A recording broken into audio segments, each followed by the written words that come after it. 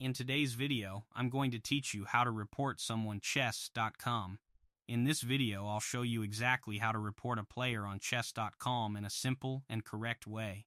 This is useful if you encounter cheating, abusive behavior, or unfair stalling during a game, and you want to make sure it is reviewed by the platform's moderation team.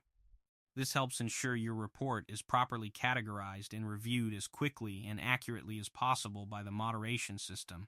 First, open chess.com and log into your account so you can access all player and game features. Once you're inside, go to the player you want to report. You can find them through a recent game, the leaderboard, or by searching their username directly within the platform.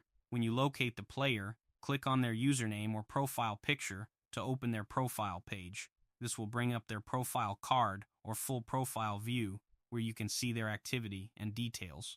Next, look for the three dots icon near their profile information. Click on those three dots to open a small options menu. From this menu, select the report option, which will take you to the reporting window.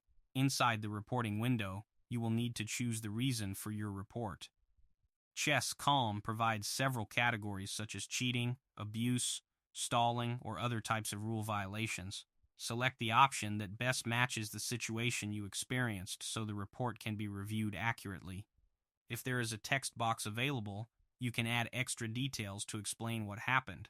This helps the support team understand the situation more clearly, especially if the issue is not obvious from the game itself. Once everything is filled out, click the report button to submit your complaint.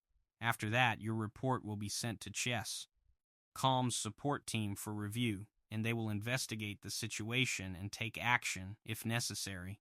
Keep in mind that response times may vary depending on the volume of reports being handled. It is important to only report players when there is a genuine reason, since false or unnecessary reports can slow down the review process for real cases.